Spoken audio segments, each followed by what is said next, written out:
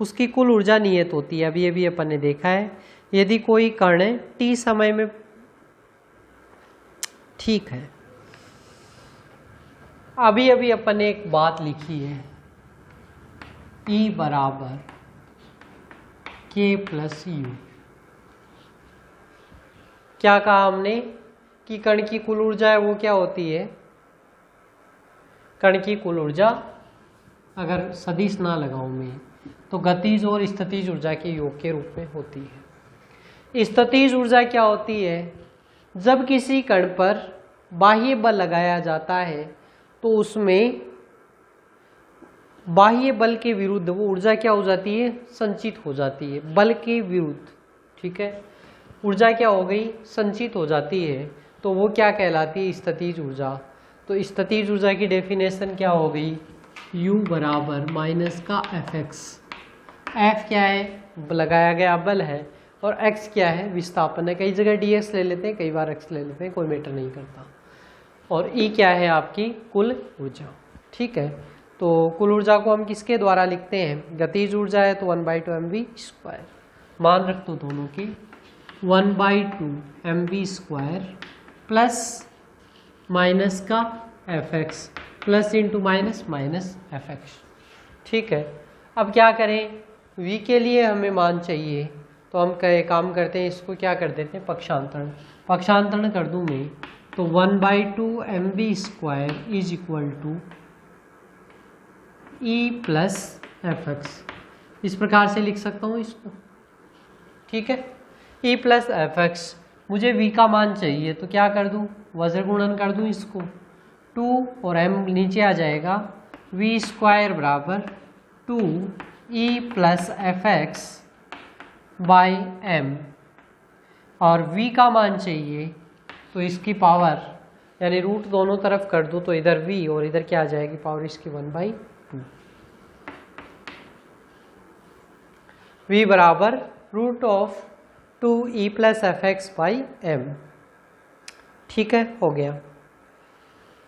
किसका मान है? वेग का। और वेग क्या होता है? स्थिति में परिवर्तन की दर क्या कहलाती है? वेग कहलाती है। स्थिति में परिवर्तन किधर परिवर्तन हो रहा है? x दिशा में ही केवल परिवर्तन संभव मान रहे हैं अपन, तो x हो गया, तो dx बाई dt। ठीक है, इतना कार्य हो गया। अब क्या करें? एक काम और करते हैं, x के पदों को एक तरफ ले लेते हैं, t के बाकी के जो बच गए पद उनको दूसरी तरफ हम ले सकते हैं। चलो, तो dx by root of E plus Fx is equal to root of 2/m और dt। क्लियर है? dx लग गया और dt लग गया, तो dx और dt कब आते हैं? समाकलन के अंदर। इंटीग्रेशन, दोनों तरफ इंटीग्रेशन कर देते हैं। कहाँ से कहाँ तक करेंगे?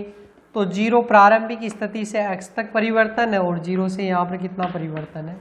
t तक का परिवर्तन है, वो अपने को देखने को मिलेगा। अब क्या कर दें? इसका समाकलन कर दें। समाकलन आता है आप सभी को? तो चलो समाकलन देख लेते हैं फिर।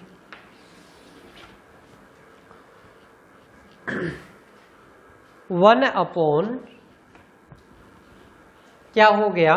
1/x तो है, तो 1/k प्लस nx ऐसा मान सकते हैं अपन। तो k प्लस nx होता है, यानी इस पूरे का पद है, पावर इसको ऊपर ले जाएंगे तो -1/2 हो जाएगा। ठीक है, और समाकलन में घात क्या हो जाती है? 1 बढ़ जाती है। तो इसमें एक मान कितना हो जाएगा? कितना हो जाएगा? 1 बढ़ जाएगी, तो -1/2 E plus Fx to the power -1/2 plus 1, तो कितनी हो जाएगी? +1/2। यानी इसकी पावर जो रहेगी ऊपर की तरफ मान है वो बढ़ जाएगा 1, और बढ़ जाएगा तो E plus Fx to the power 1/2 बटे इसकी पावर का क्या लगाते हैं? भाग, और Fx है, इसका क्या करते हैं? अवकलन। तो कांस्टेंट क्या बच गया? f, उसको किससे कर देते हैं? गुणा। ठीक है ना। तो ये क्या मान, अच्छा उसका भी क्या लगाते हैं, भाग लगाते हैं ना भाई, तो उसका भाग लगा देते हैं। तो मान क्या आ जाएगा हमारे पास में, ई प्लस ये 1/f, और लिमिट कहाँ से कहाँ है इसकी, रूट ऑफ ही कर दूँ फिर मैं इसको, root of E plus F X, limit का है 0 से x। दूसरी तरफ देखो रूट ऑफ 2/m, कोई पद है क्या, कोई नहीं है, तो t, और लिमिट इसकी भी कहाँ से कहाँ है, 0 से t। ठीक है, अब लिमिट रख देते हैं इसको। देखो इसको सॉल्व करेंगे तो क्या आ जाएगा, 2/f। ठीक है, 2/f तो ये आ गया। e प्लस एफ एक्स, जब x लगाएंगे तो क्या मान बचेगा, root E plus F X. जब 0 रखेंगे x की जगह तो क्या बच गया, माइनस का रूट ई। ठीक है, बराबर रूट ऑफ 2/m, और गुणा में क्या हो जाएगा इसके, t। क्लियर, क्योंकि 0 रखेंगे तो पूरा पर 0 हो जाएगा। ये हमारे पास में इसका मान है, ये आ गया। ठीक है ना, 2 ऑफ f ये गुणा में आ जाएगा, और बाकी से सब वो क्या हो जाएगा, सारा मान हो जाएगा। क्लियर। अब क्या करना है अपने को, इसको सॉल्व करना है। हमें किसका मान चाहिए, x का मान चाहिए। तो क्या कर सकते हैं, इसका वज्र गुणन कर दें। तो वज्र गुणन कर दें आप, तो root of E plus F X minus root of E is equal to, देखो root of 2/m into F T by 2, 2 से 2 कैंसिल, ये क्या मान बच जाएगा, 1/2m। ठीक है, 2m, 1/√2m, और ये क्या मान बच गया ऊपर, f इंटू एफ इधर वाला और ये t। ठीक है, ये मान है वो आ गया। अब हमें किसका मान चाहिए, x का मान चाहिए। तो x का मान ज्ञात करने के लिए क्या कर दें, वर्ग कर दें इसका। इधर वर्ग करेंगे तो e प्लस एफ एक्स है, उसके अंदर ही है केवल x का मान, तो बाकी तो कोई है नहीं। तो एक काम करते हैं अपन, इस दूसरे e का भी क्या कर देते हैं, ट्रांसफ़र कर देते हैं, पक्षांतरण कर देते हैं। तो इधर माइनस रूट ई था, इधर आएगा तो ये क्या हो, चलो इसको अगली स्टेप में लिख लेते हैं।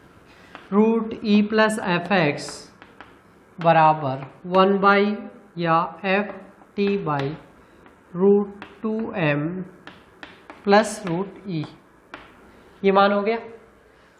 इसका वर्ग कर दे तो वर्ग करते ही ये मान तो क्या हो जाएगा, e plus F X, root हट गया, और बराबर a प्लस बी का होल स्क्वायर। तो a प्लस बी का होल स्क्वायर क्या होता है, a square plus B square, यानी F square T square by 2m। ठीक है, प्लस का e, a square plus B square plus 2ab, तो प्लस का 2 F T by √2m into root E, ये मान आ गया। अब देखो इधर भी ई उधर भी ई, तो एक काम तो ये करते हैं, ये कैंसिल हो गया ई का मान, ई कैंसिल होते इधर एफ एक्स, एफ इधर भी है, इस पद में भी है, इस पद में भी है, तो एफ स्क्वायर टी स्क्वायर, एक एफ कैंसिल हो जाएगा और एक एफ ये कैंसिल हो जाएगा। तो एफ भी कैंसिल हो गया, एफ इसकी घात कैंसिल होगी और यहाँ से एफ कैंसिल हो गया। क्या बचा, इधर F T square by 2m, ठीक है, plus 2t by √2m root ई। देखते हैं क्या कितना आता है।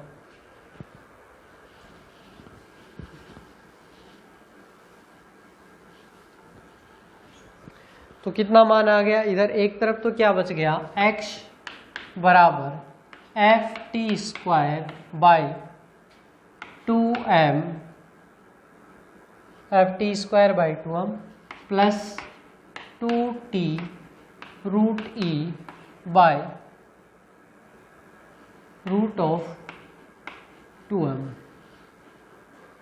ये मान बचा।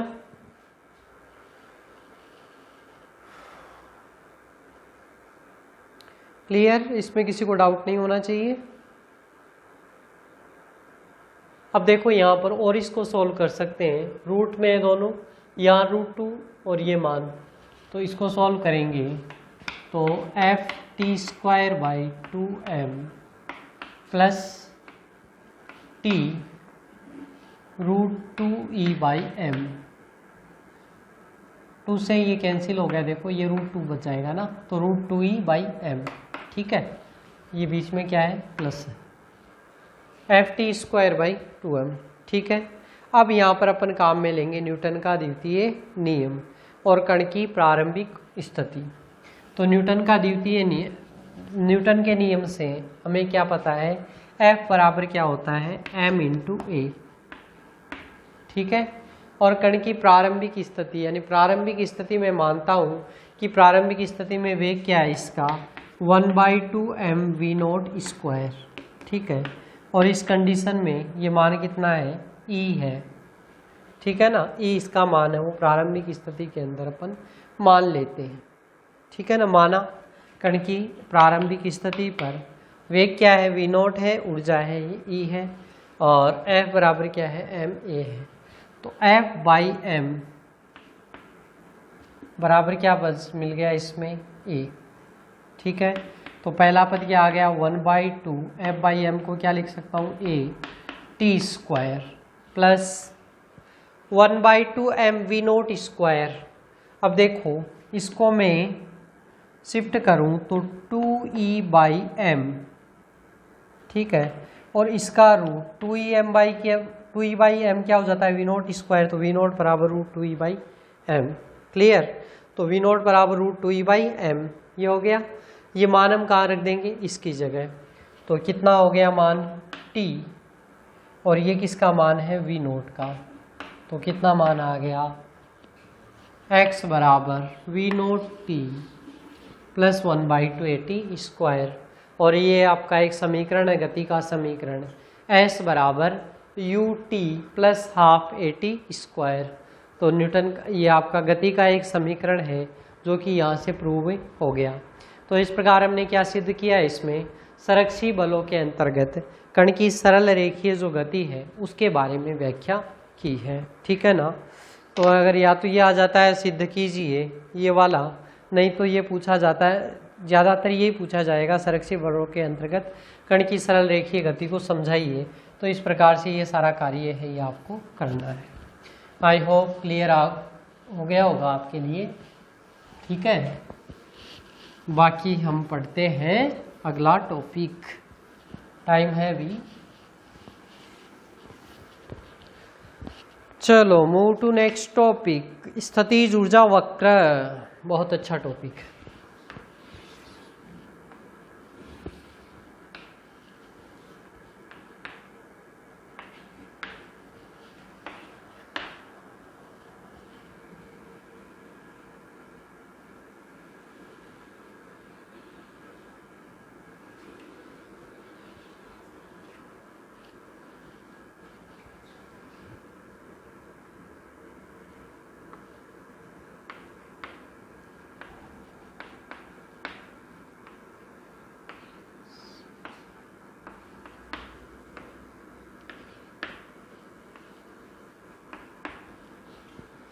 ये है आपका स्थितिज ऊर्जा वक्र U वर्सेज X। ठीक है ना, अब यहाँ पर ये स्थितिज ऊर्जा वक्र है, इसकी व्याख्या अपने को करनी है। एग्जाम में सीधा क्वेश्चन आता है कि स्थितिज ऊर्जा वक्र को समझाइए। ठीक है ना, तो ये स्थितिज ऊर्जा वक्र यहाँ पर खींच लिया गया है, और यहाँ पर एक बल लगता है, F बराबर क्या है, तो F बराबर माइनस का del U by del X. ये इसका जो मान है वो होता है F बराबर माइनस का del U by del X. F बराबर माइनस का डेल यू, ये हम बहुत जगह से काम में ले रहे हैं, कई बार प्रूव भी किया हमने इसको। ठीक है ना, तो डेल यू अवकल संकारक है, तीन स्थिति यहाँ x के सापेक्ष है, तो माइनस का del U by del X मैंने लिख दिया। ठीक है, अब इसमें समझाना क्या है, तो इसमें संतुलन अवस्था को समझाना है। ठीक है ना, तीन स्थिति होती है। यहाँ पर ये कुछ पॉइंट्स मैंने नोट कर रखे हैं, ABCDEF। क्या है ये पॉइंट्स, तो ये पॉइंट्स हैं, ये कहलाते हैं संतुलन की अवस्थाएं। संतुलन की अवस्था क्यों, यहाँ पर जो कण होगा उसके पास स्थितिज ऊर्जा न्यूनतम होगी। ठीक है ना। न्यूनतम होगी बी, डी और एफ तीनों की समान कंडीशन है। ऐसे ही ऊपर आप देखोगे तो ए, सी और ई के अंदर स्थितिज ऊर्जा है वो क्या है, अधिकतम है। ठीक है ना।